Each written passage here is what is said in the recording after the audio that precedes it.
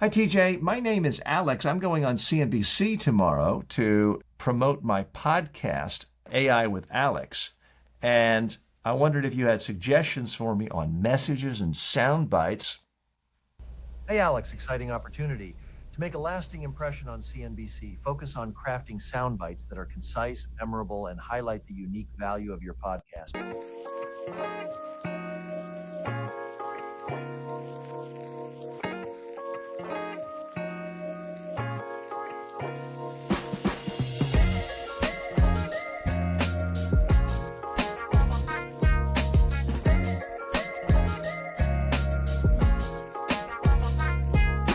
Hey everybody, and welcome to my podcast, AI with Alex. Today we're with TJ, and we're going to talk about everything about AI cloning, the good and the bad, as well as the potential for it in the future. But before we get started, can you tell us a little bit about yourself? Hi, Alex. Yes, I'm TJ Walker, and I have started the world's first completely interactive communication skills coach. People can find it at tjwalker.ai. And this is an extension of really what I've been working on my whole life. For decades, I've helped people around the globe communicate more effectively. I've trained well-known podcast hosts, as well as presidents of countries, prime ministers, Nobel Peace Prize winners, Miss Universes, members of parliament, you name it, how to communicate effectively when speaking on camera, to the media, or to live audiences. And when I found out that finally the possibility of cloning myself and my clients to clone themselves so we could communicate around the clock, anywhere, anytime, I was incredibly excited, and I just had to dive right into it. And that's what really motivated me to create my own clone at TJ Walker. Wow, that's amazing. So,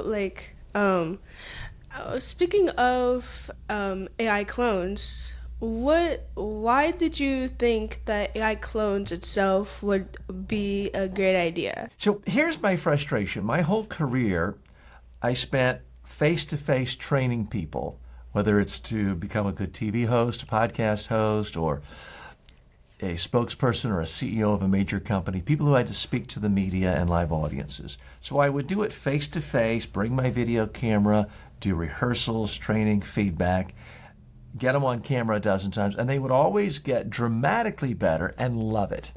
And then about 15 years ago, I started doing online courses, video-based courses. Those are extremely popular. I have 2 million online students. Those are great as far as being a good financial driver for me, and they get good reviews. The problem with it is it's a passive experience. People watch a video, kind of multitask. You can check email, you can look at text. It's very linear. It's the expert telling you what you've got to think about right now. It's frankly really not nearly as good as that interactive experience. The beauty of the in-person, it's interactive. The downside of an in-person training is I got to fly halfway around the world, or people have to fly to me, and it's wildly expensive and out of reach for the vast majority of the world. The beauty of video-based courses is it's really inexpensive. A lot of my courses people can get for $10, and people can do it anywhere in the world. The downside is it's passive. It's not interactive. Well, put the two together, that is the video clone, because it's got the interactivity of an in-person training. It can coach people and give them feedback on what they're wearing, what their message is, are they being interesting or not. It is scalable, and it's because it's really inexpensive, and people can use it anywhere in the world, any time of day or night. At 3 a.m. tomorrow morning, I'm going to be asleep, but my clone is going to be working, helping people in India and Malaysia and all over the world, because it's there for them. And my clone can now help people in 32 languages. A typical ignorant American, I only speak one language, but my clone is completely fluent in 32 languages and can help people on their terms. So that's what drew me to it. It's very exciting being able to help people in communication skills and personal development skills in a way that's more like the one-on-one live stuff, but accessible and inexpensive and in any language at any time, anywhere. Yeah, that's really cool. The fact that you can use AI cloning, and I see a future where any professional or anybody or even like content creators, they don't even have to worry about being there for like somebody or helping. All they have to do is just create like a realistic AI clone, and they can just like program it to do what it needs, and it can just like help people. So I see Sure. that, yeah, I see it as a way for nowadays, like you can like reach more people. If you have like a message, if you want to share to somebody, you don't have to be focused towards only one people if you want to share it to the world. And also, AI cloning can also be very useful for other contexts, such as, trying to think of one, Well, I tell news. you one Yeah. context right now. Let's say some of your fans who listen to all your podcasts, let's say they're on the road or busy for a month and just can't get caught up, but they see two of your guests they really want to find out about. You could easily, with the push of a button, have every one of your podcasts uploaded to the brain of your own Alex AI clone. And then someone could say, hey, Alex, give me the 5 or 10 most important ideas about the guest you had last week. And then they could either hear you through audio or a phone call or on a website, or actually watch you in video give a nice 3-4 minute summary of an hour show. So they're still up to date. It's using your intellectual property. Everybody wins. Exactly. Yeah, exactly. That's exactly what I was. That's exactly my point.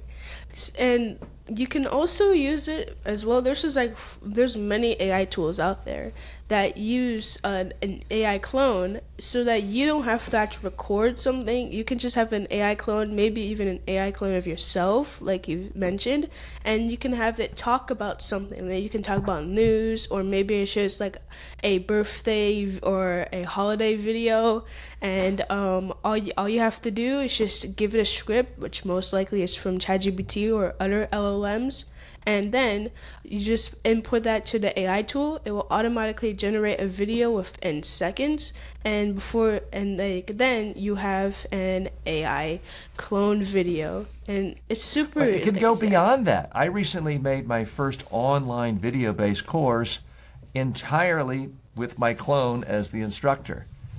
And I didn't use just a general ChatGPT. I had it create scripts from my clone. My clone can communicate by text, audio, or video. So I asked my clone to come up with an entire table of contents for a course on workplace communication and debate in workplace communication. Something I talked about in a lot of other places. Come up with a new script for the entire table of contents, then come up with a script one at a time for each one of the lectures, and then I just cut and paste that into my clone, and it relatively quickly made the entire course. Now I do disclose to people that it's a clone when they call me or they click on the video to start a conversation. The first thing out of my mouth is, "Hi, this is TJ's clone." So I'm not fooling anyone. But it really is very, very helpful in so many different contexts. And it's not that I'm now spending all my time relaxing on the beach, even though I do live at the beach in Delray Beach, Florida. It frees you up to bring your expertise out and help people in more and more ways and more formats. Some of them even non-digital.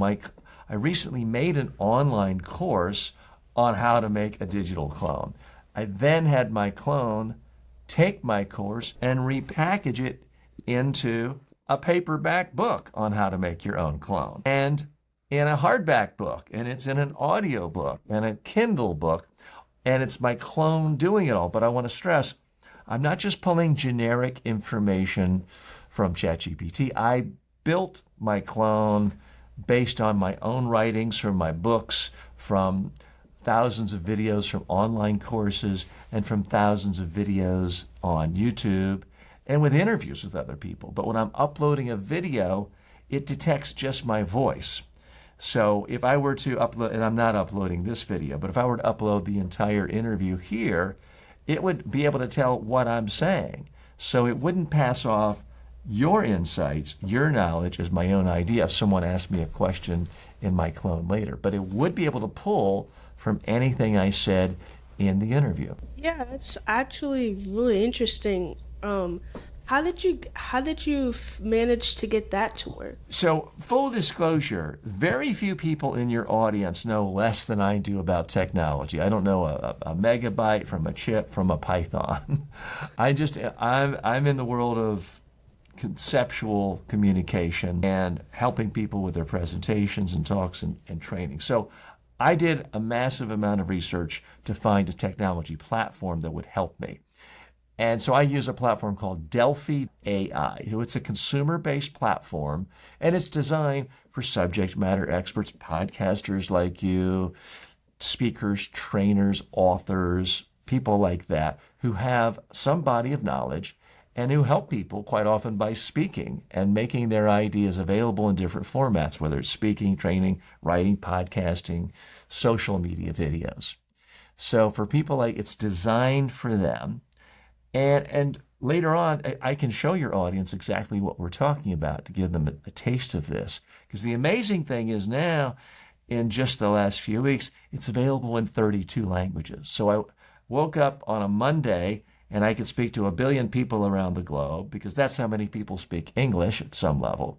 On a Tuesday morning, I woke up and all of a sudden I could speak to about 7 billion people, because it's the top 32 languages. So it really cast a wide net. It's, for me, as someone I've always felt a little bad about an expert or a client comes to me, English might be their third language. They have to bend to me because I've been too ignorant and lazy to learn other languages. Now, my clone can speak to them in their language and help them in their language. So that's one of the great things about it. Yeah, it's truly amazing how you can just take an AI clone and like have it do dozens of languages, but it also raises some concerns of ethics, such as maybe you don't say you're an AI. I know you said in your videos you always say that your AI clone is an AI clone, but sometimes people might say that they are actually real when they're not. And others might overuse AI clones and potentially take the element of people out of it, which kind of removes the whole point of having a how do I say it? Like a human focused platform, especially on social media such as YouTube. There's always these YouTube channels that have all these clones of maybe it might not be clones, maybe it might be an AI voice or an AI something that just takes generic text and makes it a video, and maybe even stealing other content, such as large companies using YouTubers' data and using it to train their own AI clones. So how do you think this will outline now and possibly in the future? Well, I think there's a lot of ethical potential problems with this and any technology and any tool. If I use this pair of scissors to cut a piece of paper to help with a presentation, it's great. If I take this pair of scissors to jab somebody's eyes out, I could kill them, and it's a horrible thing, and it's a weapon.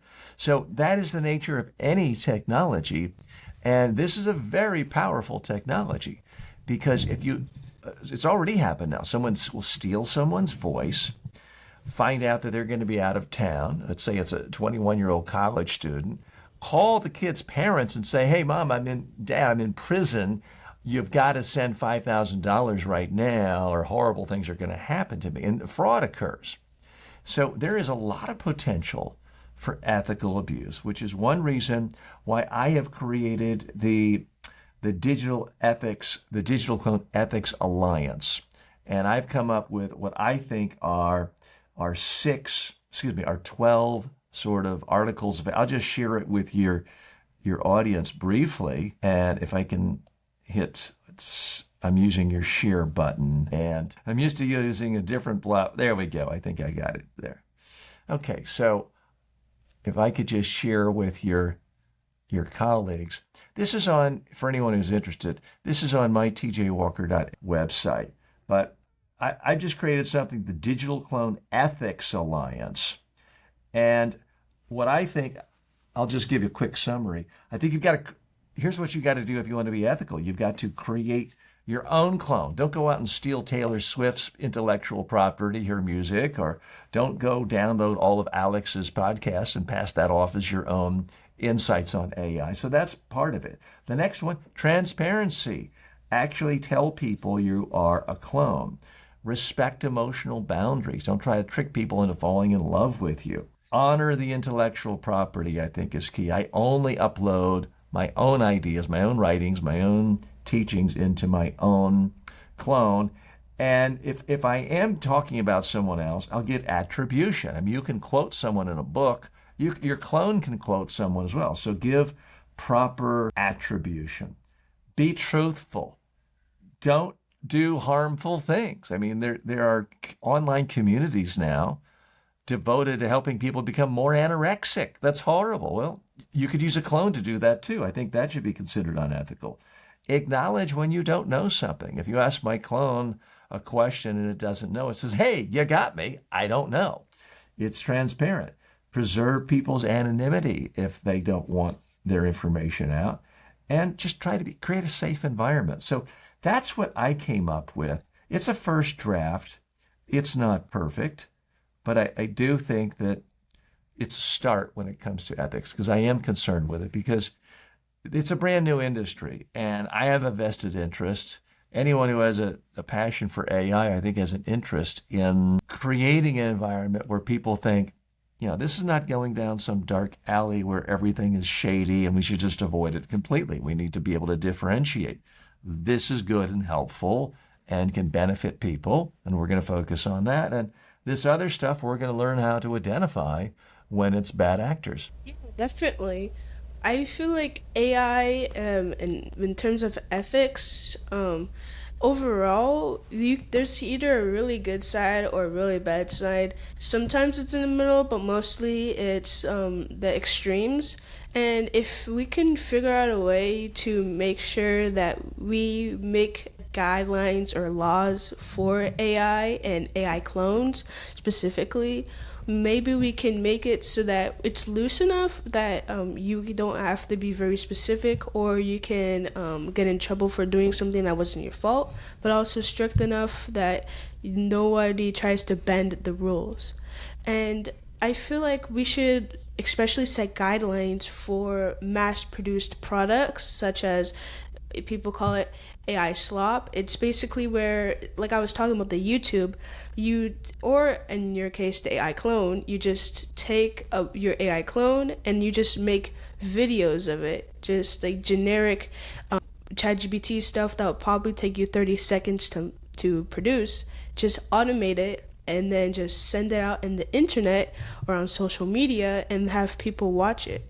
And in some cases, you can even push it too far, maybe make a completely fake news story, like, oh, this person did this, or help, I'm in this situation, or something like that. Well, that's already happening, especially in political context, not only in the United States, but India and other places, where bad actors will do a fake news story saying a particular presidential candidate or prime minister said something that was allegedly shocking and completely contrary to their beliefs, and it's gotten picked up. So it definitely is a problem. There's no doubt about it. But you know what?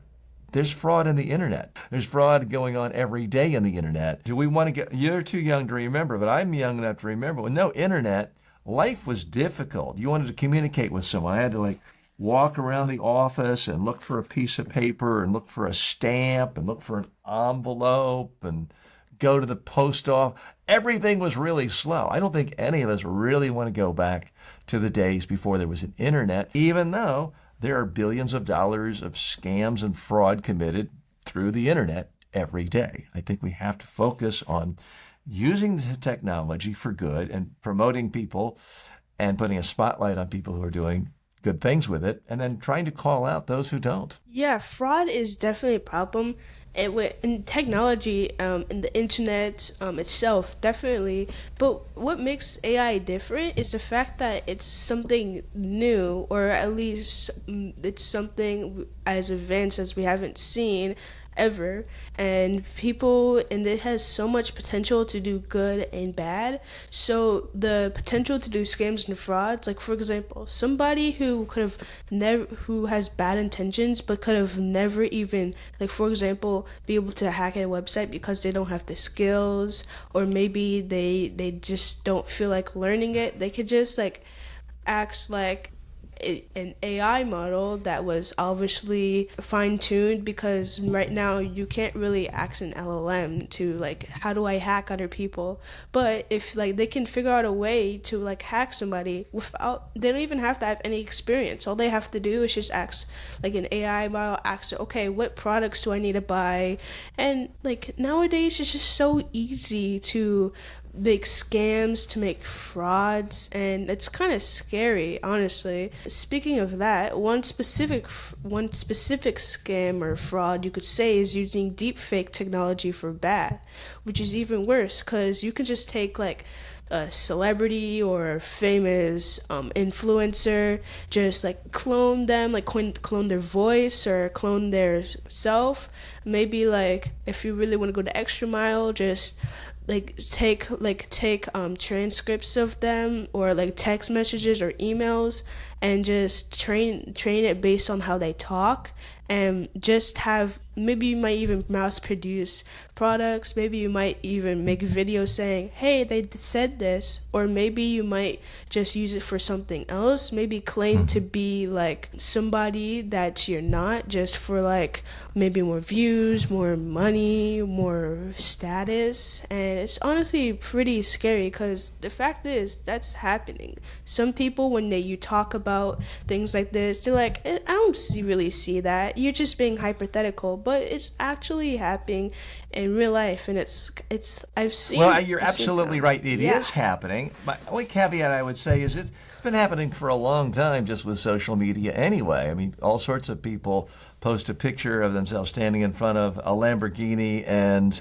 their private jet, and they don't own either one. So the internet has given us a gigantic, chest full of opportunities for fraud. This does take it up a notch. There's no doubt about it. Yes, in theory, it's possible to build a clone, steal Taylor Swift's image, steal her music, start creating social media posts, monetize it. But, a platform like YouTube and Facebook, they already have algorithms constantly looking for intellectual property theft. And I think that would be shut down pretty quickly. But we're going to see fraud. There's no doubt about it. What I think, based on your audience and what I know about you, people are looking to use this to help people, to help their clients, to help their customers, to help the world. And I think it's an important thing to talk about these flaws. But sometimes what can happen is people think, this is too dangerous, this is too risky. And my message to your audience is hop in now. It's early. There's so many good things you can do to help your clients share your message, spread your good ideas, because it's always easier when something is brand new. I'm old enough to remember, 1994, I started my website in 1995. You could basically get a front page story in a major media outlet just for creating a website. That only lasted a couple of years. Then everyone had one. Then you might get a story written about you because you didn't have a website in the early 2000s. The very first people who got onto YouTube, who got onto TikTok, often created such a base of support right in the beginning when there was no competition. It made huge successes out of them because they were the early adopters. And I think now is the perfect time to hop into digital cloning, in part because you don't have to go raise $2 million or 20 or 30 engineers. There are various platforms. I'm not here promoting any one platform, but just to let you know, I found one that I was comfortable with that was easy to use as a non-techie, and that's Delphi.ai. And I've been able to build everything very, very inexpensively. They even have options where you can start for free. You don't get the video and all the audio capabilities, but you can build a digital clone that will answer questions for you at absolutely no charge. So I think now's the perfect time to start. Alex, would you mind if I shared a couple of things with your audience where they can actually see what we're talking about? Oh yeah, you can absolutely share. Yes. Okay, so I'm going to share my audio and my screen. Let me know if you can't hear it. I'm going to click on it and share the audio. So this is, my main home for my digital clone is tjwalker.ai. Normally, and I try to direct people right into the video. By the way, you can try it out at no charge. You don't even have to give me your name or email, the first 5 exchanges for the text version. So for the video version, this is the first time this has happened in 3 months, but the service I'm using has said they are experiencing some technical details. So I'm not going to call the video one, but we will try the audio version of the clone. And let me just go back and we'll go to the audio version and you can get a sense of what it's all about. So I have actually 4 different versions of my clone, one for communication skills, one for personal development, one for customer support, and one just to help people prepare for job interviews. It also has its own phone number that people can call. So first thing it does, lets you choose what language you want. I only speak English, but thankfully my clone has learned others. So we'll just give it a call and see what it has to say. Hi, TJ. My name is Alex. I'm going on CNBC tomorrow to promote my podcast, Alex, AI with Alex. And I wondered if you had suggestions for me on messages and sound bites. I'd like for CNBC to love me so much they want me back as a regular commentator. What advice do you have for me, Alex, as I promote AI with Alex? So I'll turn it off there. It would actually rehearse with you if you want to do that.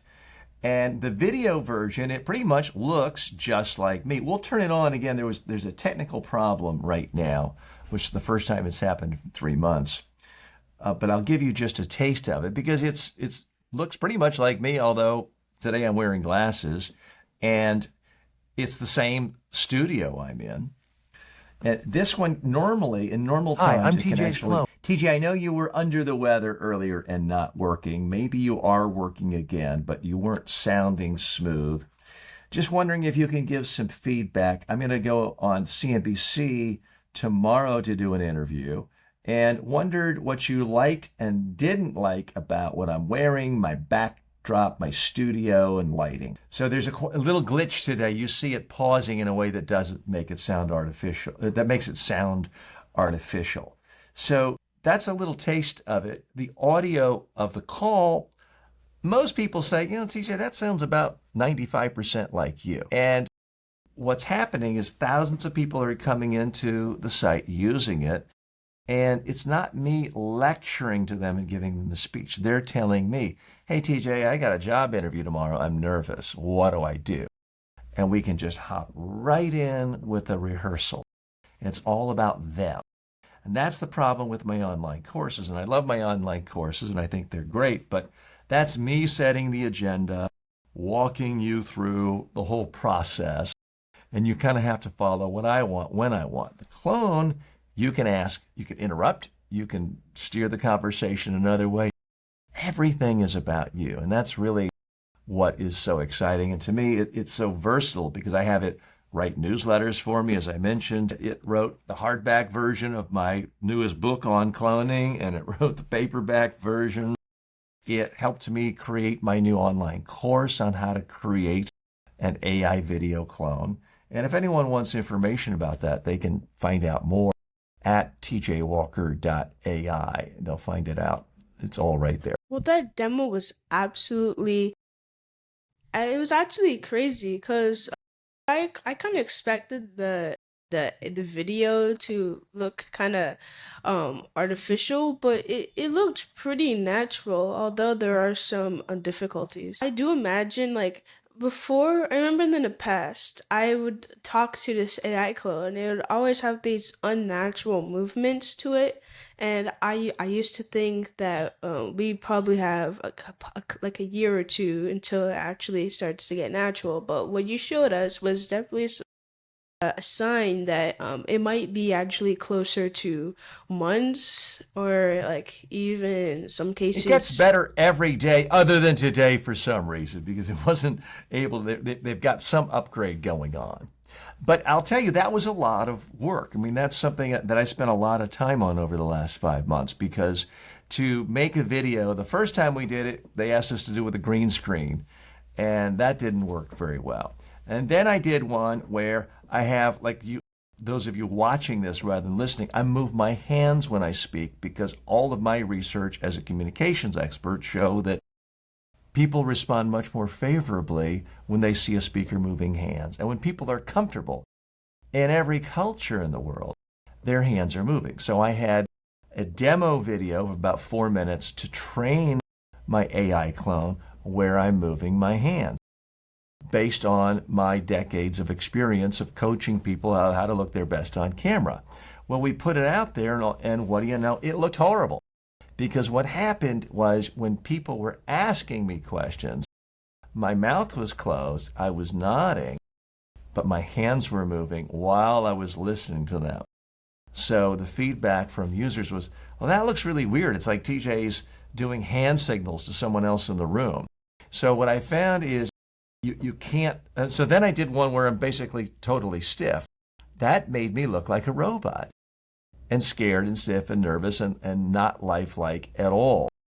So then the next version, which is what you just saw there, I'm intentionally moving my hands and arms, but I'm keeping my hands below the frame of the video, so you don't see the hands moving. So I'm subtly moving, because all of us, when we speak, we move all the time. Our heads move, our faces move, our eyebrows move, our body moves, our neck. All of us are moving when we communicate, unless we're incredibly nervous or scared. So there were a lot of different iterations it took to train the video of my clone. And that's one of the reasons, frankly, why I created an online course on how to make a clone, because the various cloning platforms, there's others, there's Coachbox, there's Synthesia, there's others. They don't really teach you the nuances of that. And if you go to the trouble of making a video clone, you want it to look as close to natural as possible, because if you start getting feedback saying, well, that was really weird, you look strange, stiff, and odd and robotic, it's not going to be fun for you, and you're not going to want to promote it, and it's not going to be helpful. So there's a lot of nuances there to make your clone really come across as someone, I shouldn't say someone, I'm anthropomorphizing, as something people can look at and feel comfortable with and talk to. And that's really what I've tried to help people do, and what I'm doing with my own clones. Yeah, that's definitely really cool. About like the process and everything. I haven't really heard of this new, well, not new, I'd say. I don't think it's new, right? The AI tool that you use to create your AI clone. Can you please tell me more about it? They are, and I'm not a spokesperson for Delphi, but it's named after the Oracle of Delphi, DELPHI.ai. And what they do is they take the best from audio of 11 Labs, text from OpenAI. They put together a lot of different platforms and build it in a way that's accessible to dummies like me, because I don't know anything about. I can type and I can click, and that's about it. So they make it easy for subject matter experts to use the power of cloning technology. And let's define our terms, because you say clones, a lot of times people think, oh yeah, a text chatbot, Expedia's had that, my banks had that for you. Boring. That's not what I'm talking about. Sometimes people think voice, like I just showed you. That's not really very exciting, because voicemail it sounds like voicemail from a bank or a government agency, and you can't really get what you want. And people are familiar now with video clones where you write the script or AI writes the script and you process it and you push a button and it's on your website. That's not what I'm talking about.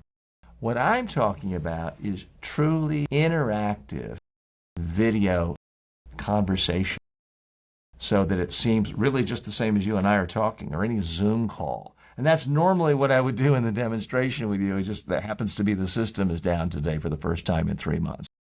But similar to what we did with our phone call demonstration a moment ago, that wasn't pulling a recording. It's not like people think it's like an old style music box where you push B3 and it pulls a particular record out and plays that record.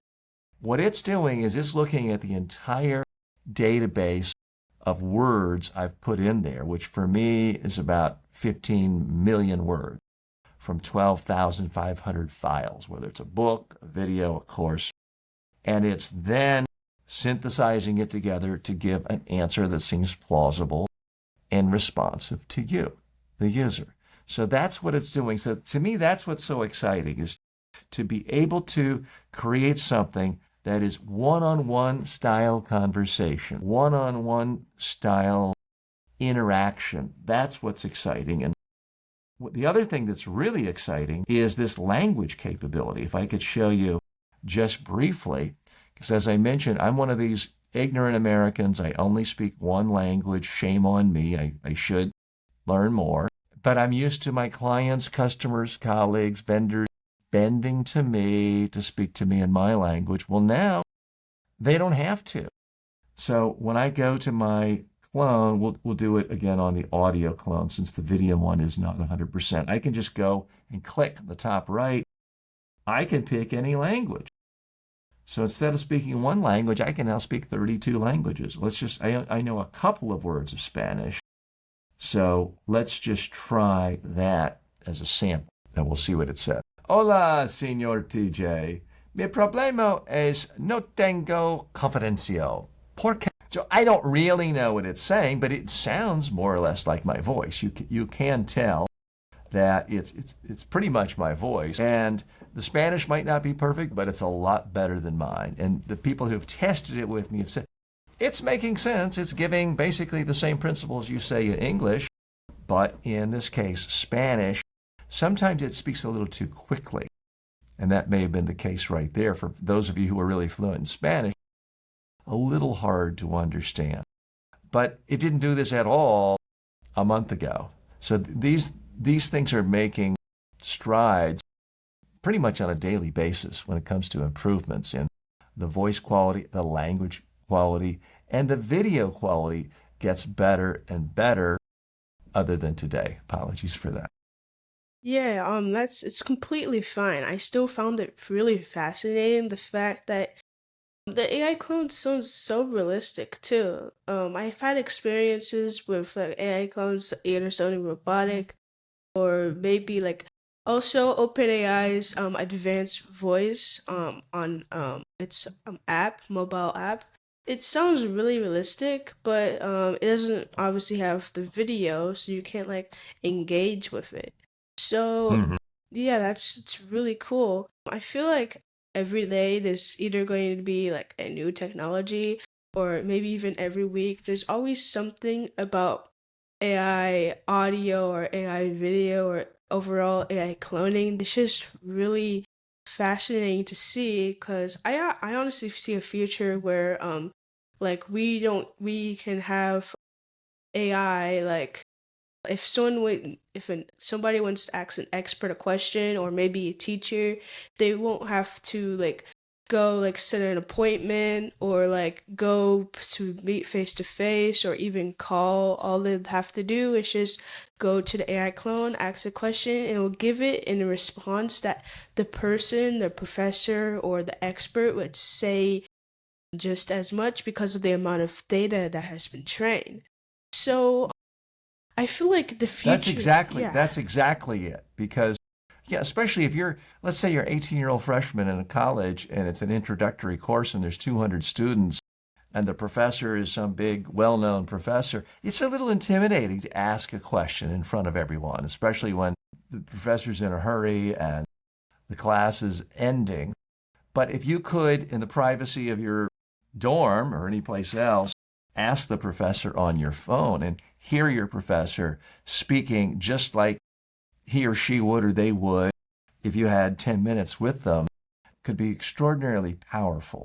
Here's what I found in my own experience with my clone is, yeah, sometimes my answer, the real TJ can give a better answer, but sometimes, believe it or not, the clone can give a better answer because the clone has perfect recall.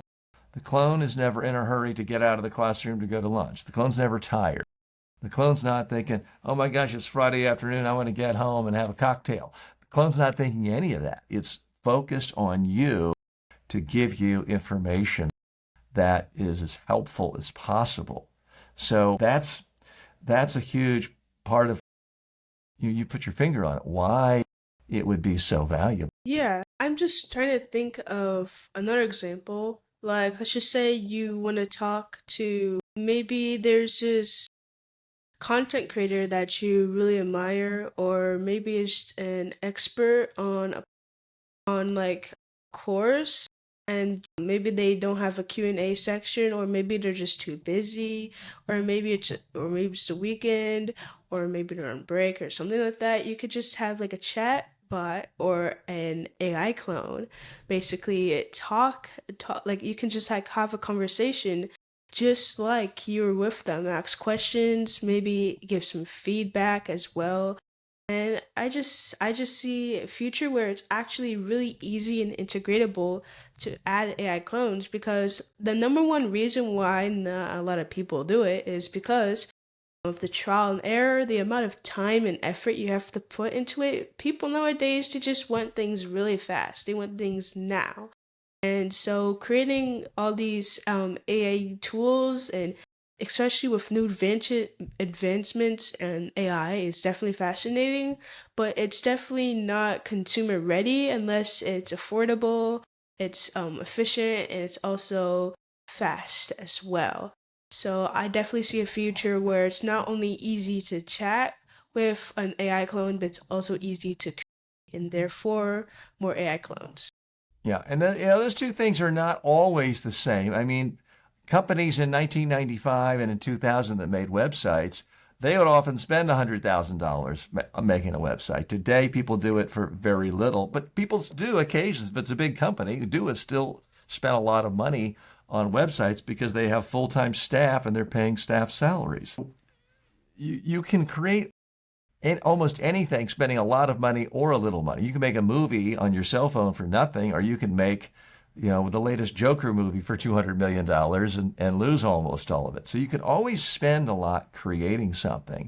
The audience, I find, they don't care. The audience wants, give me what I want on my terms to make it easy for me.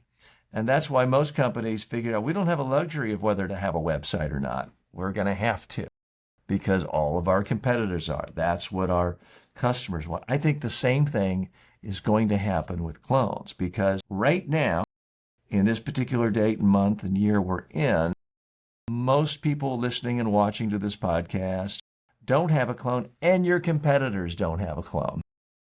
But at some point, they are. Your competitors, people, everyone in your industry is going to have it. I predict anyone who has a LinkedIn page today will in the future have their own digital clone. Now, I don't know if that's going to be 6 months from now or 4 years from now or 14 years from now, but it's simply a much, much easier, user-friendly way for people to access information about you rather than scrolling through pages or trying to find the right spot on your LinkedIn. But there are challenges. I mean, you mentioned the voice, for example, because in order to get my voice to sound like me, I had to make all sorts of recordings that weren't like me. I know it sounds confusing. That's going to get easier and easier. But what I found was the AI program was flattening my voice. And so I had to do some recordings where I was talking like this and being very demonstrative and low. I had to sound silly in ways I never would in real life, giving a presentation or on a podcast other than right now.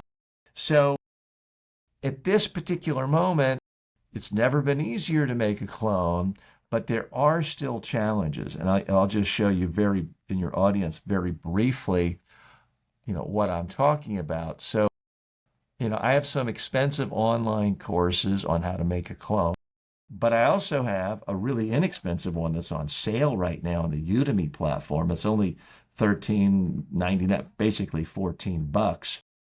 It's got 3,000 students in it.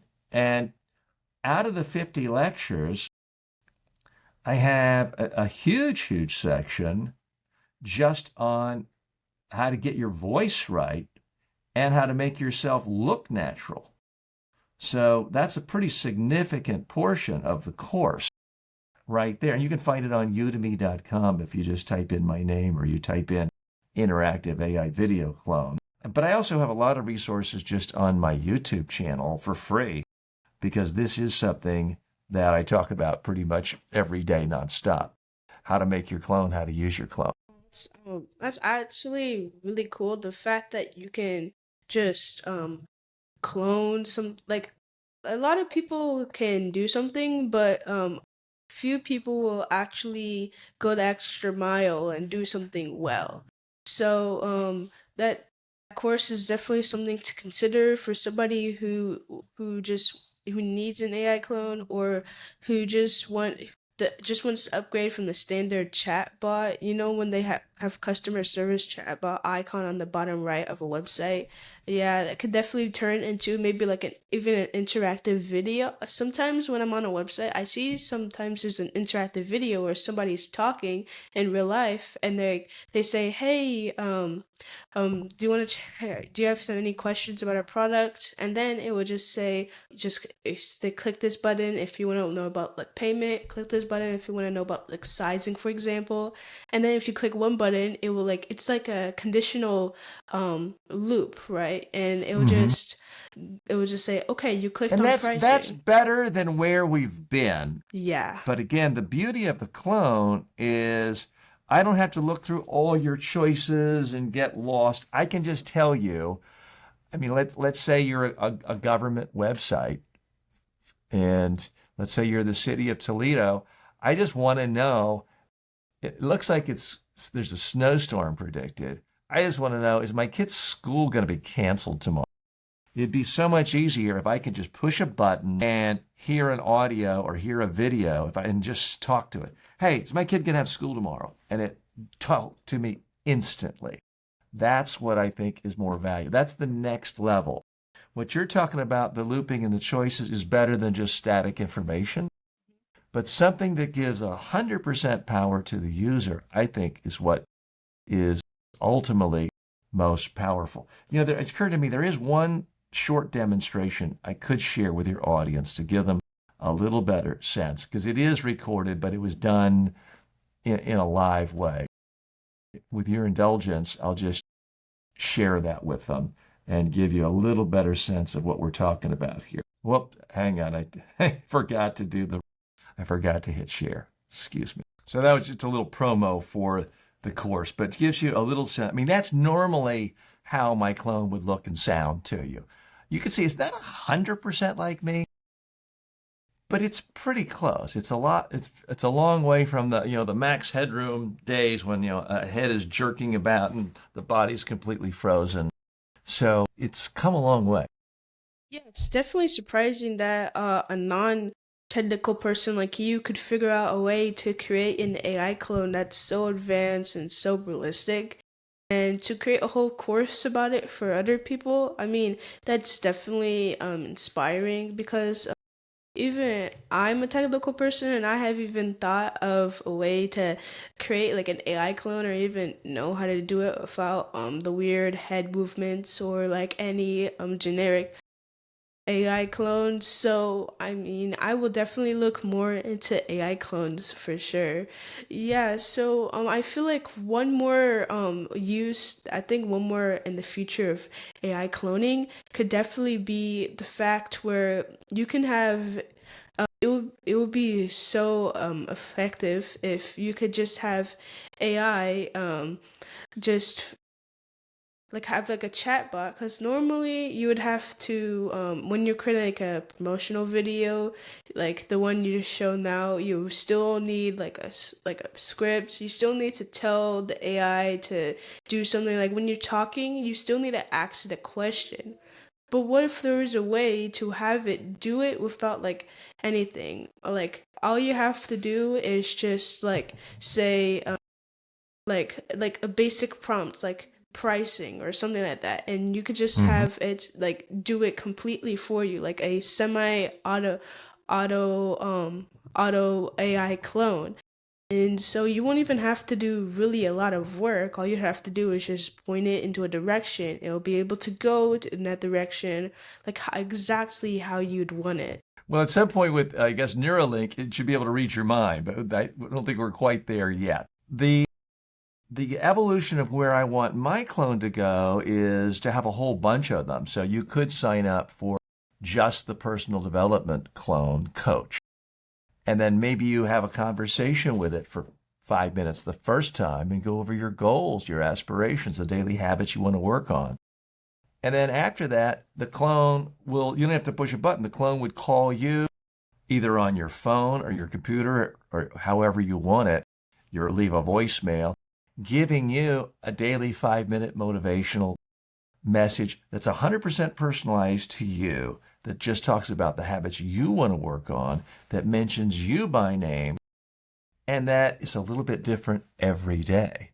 So it's not just listening to the same old Anthony Robbins success tape or Brian Tracy, and those are great guys, but it would be 100% personalized to you. So I do think that's where we're headed. My own clone, there's settings inside where you can adjust the length of the answer. So you could put a text in and say, give me all speaking tips. If I have the setting on long, it'll give you 1,000 words.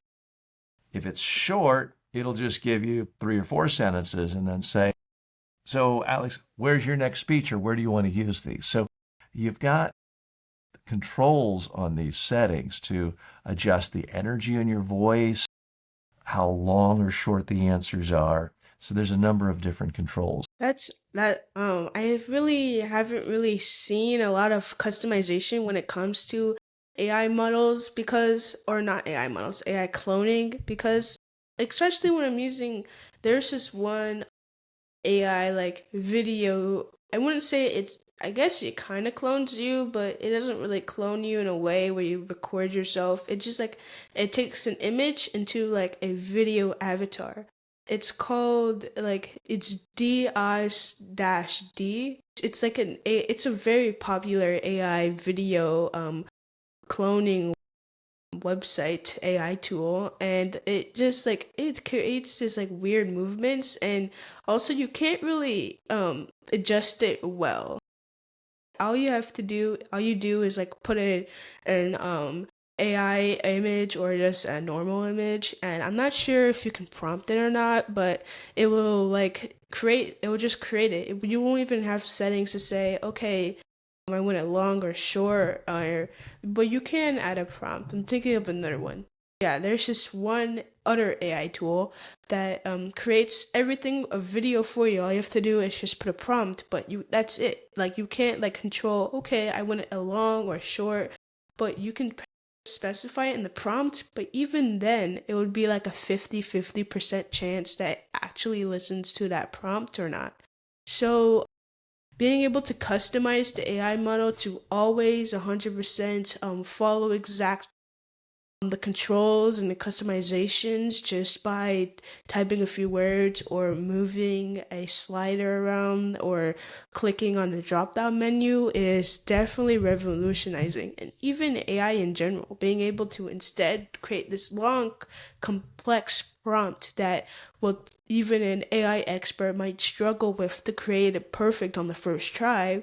You could just have it like say, okay, choose from this list, what do you want the AI to do, and it'll always listen to it. I don't want just like a prompt, I want it actually to like train it to follow the specific things in its system. So yeah, that's So definitely there are some of those tools available on the platform I use. Like you have about 1,000 or I think 5,000 words to define its purpose and how you want it to act. So I've defined my clone where I say act like a communication skills coach and personal development coach. Always ask people to do an exercise with you. Ask them a question at the end. Make it interactive. It's not there just to answer questions. I got to tell you, what I find sort of the least interesting part of this is answering questions, because people can get questions answered on Google, on ChatGPT, on Quora. To me, it's about creating an experience for someone, because that's what people value. That's what they'll pay for. You can listen to Taylor Swift music for free on YouTube. People will pay $5,000 to go to a Taylor Swift experience live concert. So it's about creating experience. And one thing I'm very passionate about is that I believe the default should be video with you, because we live in a culture where, on the one hand, yes, people are posting pictures of themselves, 1,000 pictures a day on Instagram, and some people go overboard. But the vast majority of people I come in contact with, successful business people in every industry, still feel like that they don't look good enough for TV or video or a clone. I don't need that. Let's just do text. That's all that's needed. You could communicate by text, but you got to ask yourself, when there's really important conversation and you can't be in the same room, how do you like to communicate with someone? Because people come up with all sorts of experience. Oh, the voice is the most powerful thing, and my voice is good. Let's just do the voice. And I get back to, if it's a really important conversation, do you propose marriage to someone by text or just over the phone? Typically not.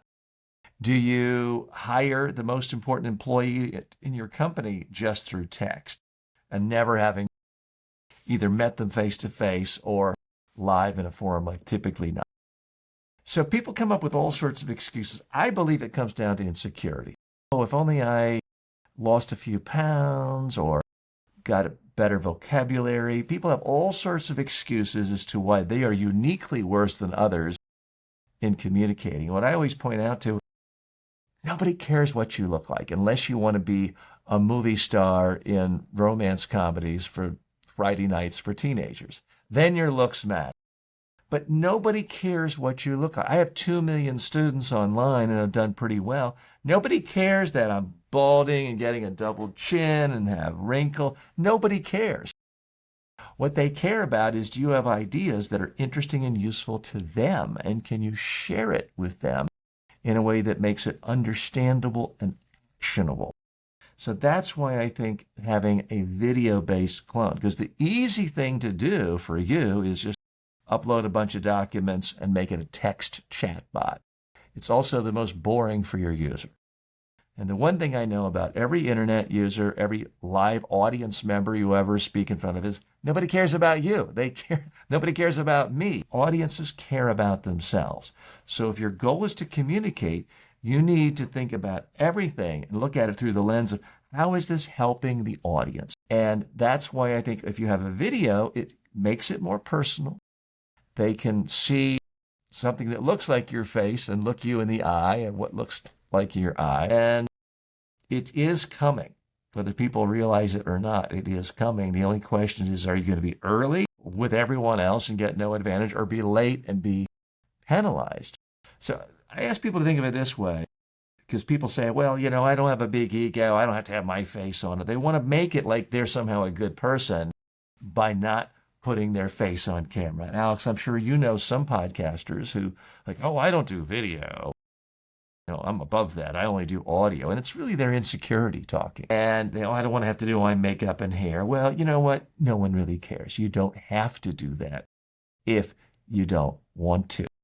Here's what I ask people to think of it is, if the CEO, Tim Cook, called you tomorrow and said, hey, I'm considering you for a top AI job at Apple for $1 million a year salary. Can you meet me in Zoom for an interview at 2:00 tomorrow? Alex, would you say, yes, I'll be there? Or would you say, I don't really like Zoom. I'll just call you, or I'm not going to put my camera. I don't think you'd say that, right? He'd be like, oh, okay, it's an important job interview. They want to see me before they give me the $1 million check. I think that's the attitude people should have when they're trying to figure out how do they make their expertise accessible to people through a clone. Do what is going to be the most powerful connection to an audience, and that means video. There's the old saying, a picture's worth 1,000 words. Well, the expressions on a face, even a clone face, communicate so many more ideas than just audio alone. And I say that as a guy whose first real love was radio, and I've hosted syndicated radio shows a gazillion places. Nothing beats the power of the audio as well as the video component. But it needs to be you. Don't get a cartoon image. Don't pick some generic, good-looking model. Use your own face. That will make you more authentic. And whether it's a one-person company or a large company, people like to deal with one person they know is real, even if it's an image of that person. Yeah, well, thank you so much for being on my podcast. My name is Alex. This is TJ. And do you have any last words that you would want to say? Thank you, Alex. For people interested in figuring out and not spending any money yet on whether they should do a digital clone, head on over to my clone, tjwalker.ai, and ask it questions. Doesn't cost you anything. You can ask text questions, and you don't even have to give a name or an email address. You can also find out more information about my books and courses on how to create your own AI interactive video clone. Yeah, thank you so much. Thank you so much for being on my podcast. Thank you. Bye.